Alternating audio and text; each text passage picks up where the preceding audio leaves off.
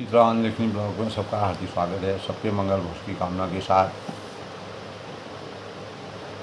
भगवत श्रीमद् भागवत में ऋषि महर्षि व्यास वेद जी ने भगवान श्री कृष्ण के अवतारों के बारे में जो रहस्यमय वर्णन किए थे कल के प्रसंग में, उन रहस्यों में भगवान के 20 अवतारों का बड़ा ही सार गर्भित वर्णन करके शौनक आदि ऋषियों का भगवान श्री हरि के असंख्य अवतार का जिस प्रकार से वर्णन किया है, तो भगवान की लीला अमोघ है। वे लीला से ही इस संसार का सृजन पालन और संहार करते हैं, किंतु उसमें आसक्त नहीं होते हैं। प्राणियों के अंतःकरण में छिपे रहकर उनके विषयों को ग्रहण भी करते हैं, परंतु उनसे अलग रहते हैं। वे परम स्वतंत्र हैं। ये विषय कभी उन्हें लिप्त नहीं कर सकते हैं, यानी उनको कभी भी उन बंधनों में जकड़ नहीं सकते। भगवान की शक्ति, परमात्मा की शक्ति और पराक्रम अनंत है। भगवान का नाम जाप, भगवान में लीन होना, भगवान की भक्ति उसी साधक को होती है जिसके अंतःकरण में परमात्मा के प्रति श्रद्धा और प्रेम की पराकाष्ठा का उदीयमान होता है। तो उनकी कोई था नहीं पा सकता है। उनका आदि क्या है, अंत क्या है, यानी वह अथाह है। वे सारे जगत के निर्माता होने पर भी उनसे सर्वथा परे। तो दोस्तों, उनके स्वरूप को व्यास जी ने कहा है कि उनके स्वरूप को अथवा उनकी लीलाओं के रहस्य को वही जान सकता है। उसी व्यक्ति को, उसी प्राणी को पता हो सकता है जो रोज निरंतर निष्कपट भाव से, स्वच्छंद भाव से, निष्काम भाव से, निस्वार्थ भाव से उनके चरणों का चिंतन करता है। तो शौनक आदि ऋषियों ने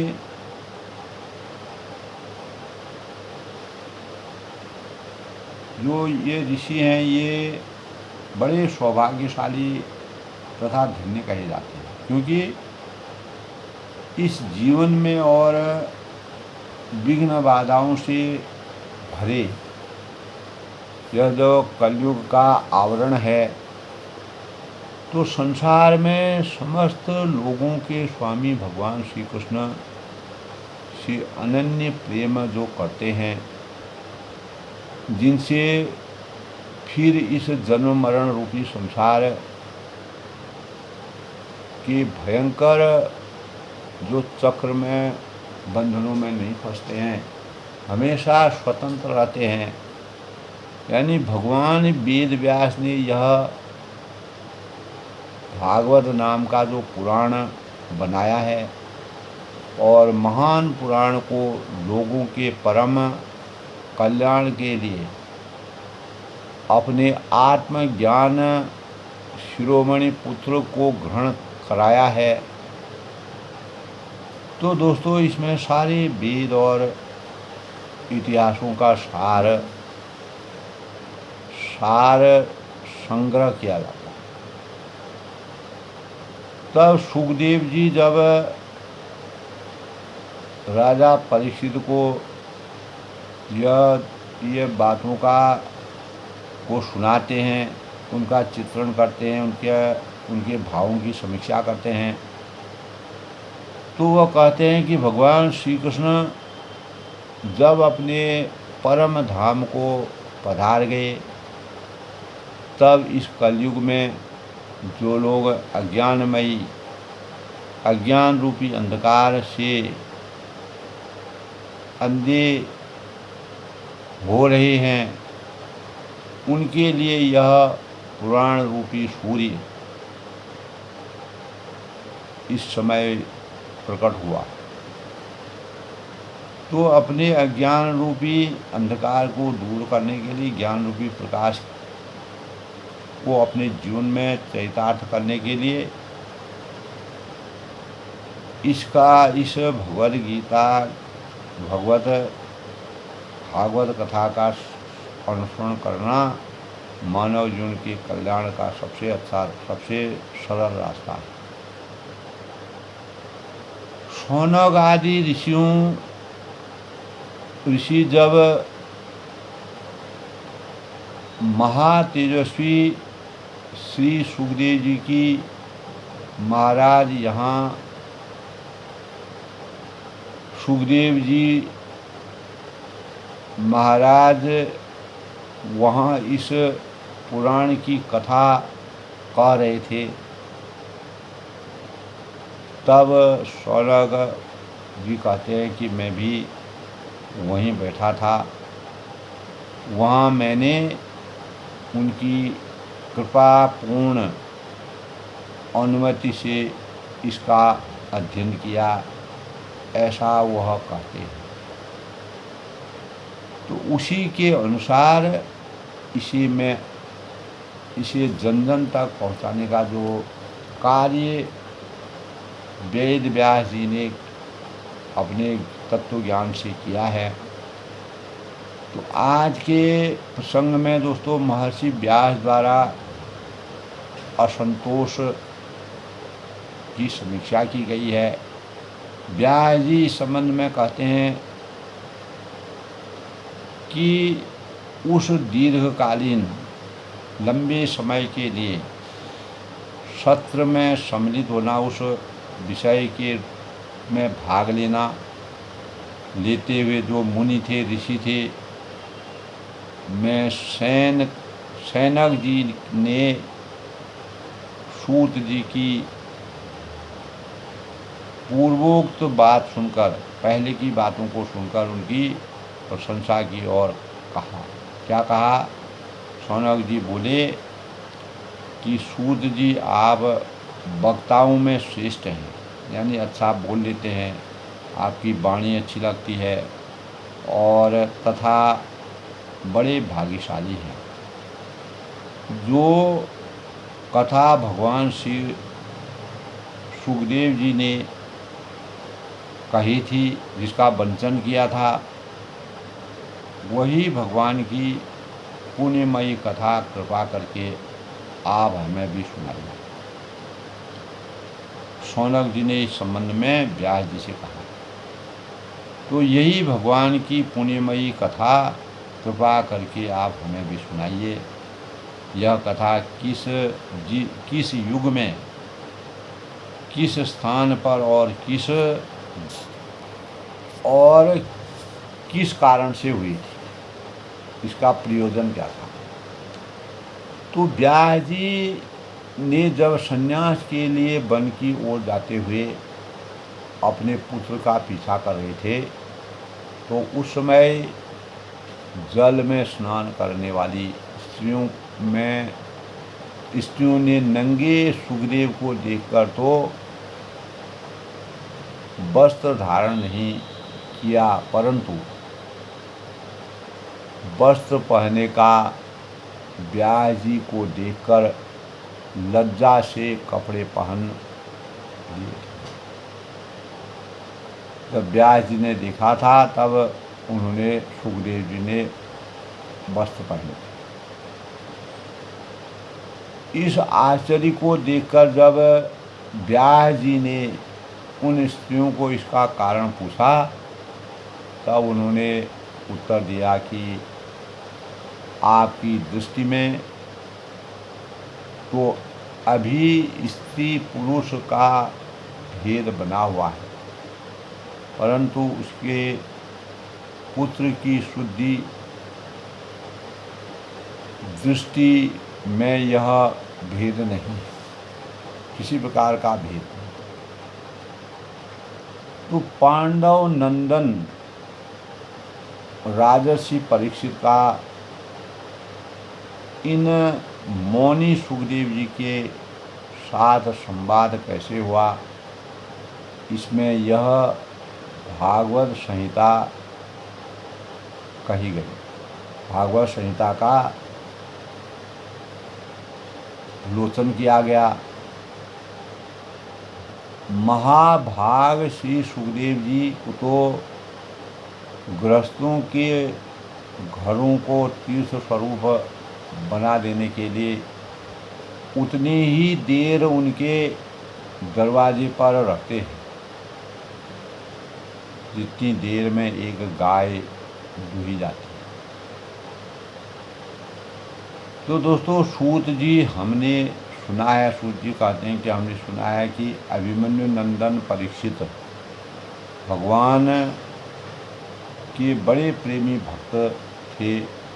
वे भला किस कारण से साम्राज्य लक्ष्मी का परित्याग करके गंगा तट पर मृत्यु पर्यंत अनशन का व्रत लेकर बैठे थे।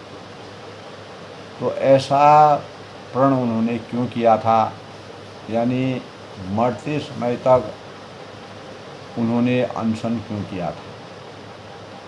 तो सूत जी इसलिए इस समय को कुछ हमने अपने आप से पूछा, तो यह सब कृपा करके हमने कही। तब सूत जी ने कहा, उनको समझाया। परीक्षित ने जब ऐसा पूछा तो द्वापर में महर्षि पराशर के द्वारा वसु कन्या सत्यवती के गर्भ में भगवान के कलावतार योगीराज व्यास जी का जन्म हुआ। एक दिन वे सूर्योदय के समय सरस्वती के पवित्र जल में स्नान आदि करके एकांत पवित्र स्थान पर बैठे हुए थे। महर्षि भूत और भविष्य को जानते थे। उनको भूत भविष्य वर्तमान का ज्ञान था। तो उनकी दृष्टि अचूक थी, कहीं चूकती नहीं थी। जहाँ दृष्टि डालते थे वहाँ सीधे भेद कर लेते थे। तो उन्होंने देखा कि प्रत्येक युग में सतयुग, द्वापर, त्रेता, कलयुग संसार में लोग श्रद्धाहीन और शक्ति रहित हो जाते। तो इसका क्या कारण है? उनकी बुद्धि, यानी उनकी बुद्धि जो है कर्तव्यों का ठीक ठाक निर्णय नहीं कर पाती, अपने कर्तव्यों का सही ढंग से अनुपालन करने में वह समर्थवान नहीं। तो और आयु भी कम हो जाती है। इसीलिए व्यास जी ने दिव्य दृष्टि से समस्त गुणों और आत्माओं का हित कैसे हो, इस पर विचार किया, मंथन किया, समीक्षा की। और व्यास जी के द्वारा जो ऋक् थे, युज थे, साम थे और अथर्व, इन चार वेदों को, ऋग्वेद, सामवेद, यजुर्वेद, अथर्ववेद, चार वेदों का उद्धार यानी पृथक्करण तभी हुआ था। तो इतिहास और पुराणों को दोस्तों पांचवा वेद कहा जाता है। तो महामुनि व्यास जी ने बड़ी कृपा करके महाभारत इतिहास की रचना की और शौनक आदि ऋषियों ने महर्षि व्यास जी का इस प्रकार अपनी पूरी शक्ति से सदा सर्वथा प्राणियों के कल्याण में ही लगे रहने का निश्चय किया, तथापि उनके हृदय को संतोषम परम सुखम संतोष नहीं हुआ, तब भी उनको संतोषम परम सुखम की अनुभूति नहीं। तो उन्होंने विचार किया, मंथन किया कि महाभारत की रचना के बहाने मैंने अपने अपने धर्म कर्म का ज्ञान प्राप्त कर लेते हैं, तथापि मेरा हृदय कुछ अपूर्ण काम, यानी जो काम पूर्ण नहीं होता है, अपूर्ण काम सा जान पड़ता है। मुझे नहीं लगता है कि मेरा काम पूर्ण हो रहा हो। तो अवश्य ही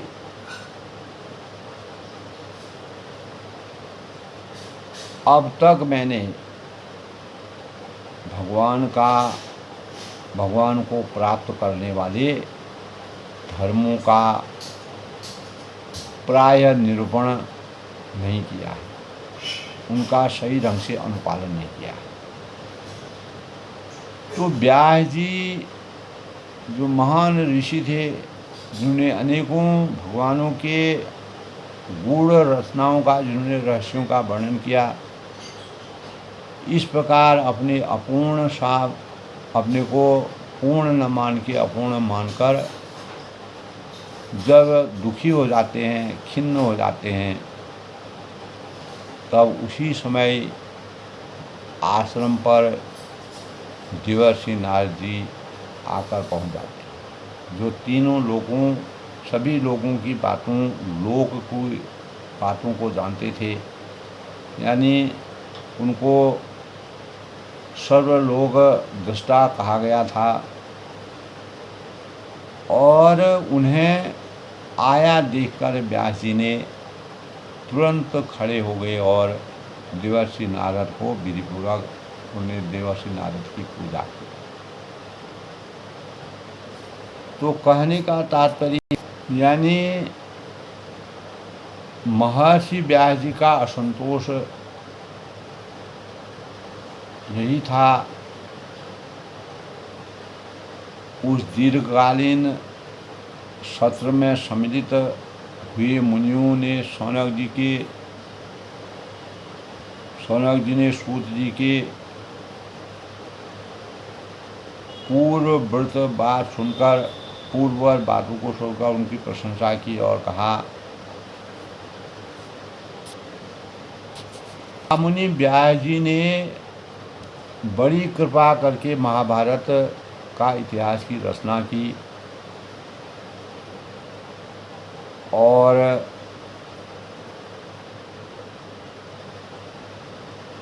रचना करने के बाद शौनक आदि ऋषियों और व्यास जी इस प्रकार अपनी पूरी शक्ति से सदा सर्वथा प्राणियों के कल्याण में ही लगे रह गए, तथापि उनके हृदय को संतोष नहीं, क्योंकि उन्होंने विचार किया था कि महाभारत की रचना के बहाने मैंने वेद के अर्थ को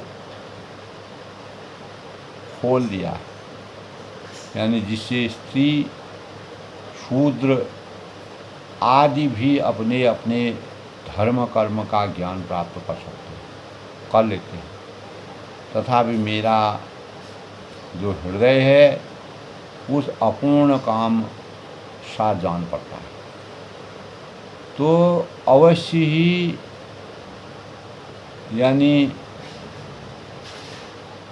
अब तक मैंने भगवान को प्राप्त करने वाले धर्मों का प्राय निरूपण नहीं किया, इसी चीज़ का उनको असंतोष था अपने जीवन में। तो व्यास जी ने इस प्रकार अपने अपने को अपूर्ण मानकर, अपूर्ण जीवन मानकर जब दुखी होकर के खिन्न हो रहे थे, वह दुखी हो रहे थे, उसी समय आश्रम पर देवर्षि नारद जी आ पहुँचे और उन्हें आया देखकर व्यास जी तुरंत खड़े हुए और देवर्षि नारद जी का विधिपूर्वक उन्होंने पूजा की, तो उनका असंतोष जो है हमेशा के लिए समाप्त हो गया। इस प्रकार दोस्तों आज के श्रीमद् भागवत कथा का स्वरूप जो है, यानी देवर्षि महर्षि व्यास जी का असंतोष क्या था, वो आज के प्रसंग में मैंने समीक्षा की। कल किसी नए प्रसंग से मिलते हैं, तब तक के लिए मैं सबका अभिनंदन करता हूँ, सबका स्वागत करता हूँ। सब लोग भागवत कथा के दिव्य स्वरूपों के प्रसंगों को अपने चिंतन में मनन करके अपने जीवन को सामर्थ्यवान बनाने में सार्थकता प्राप्त कर सकते हैं। यही हमारे जीवन का अभिन्न अंग है, यही रहस्य है। इस मानव जीवन बड़े भाग मानव तन पावा, बड़े भाग से मानव शरीर मिलता है। इसकी तह तक जाना, इसकी वास्तविकता को समझना प्रत्येक मानव के कर्तव्यों के निर्वहन के लिए परम आवश्यकी है और मानव जीवन में ज्ञान वर्धन का सबसे बड़ा स्रोत यह है। मैं सबके मंगल की कामना करता हूँ, अपनी वाणी को विराम देता हूँ। कल फिर मिलते हैं, तब तक ले सबका स्वागत, सबका अभिनंदन। जय श्री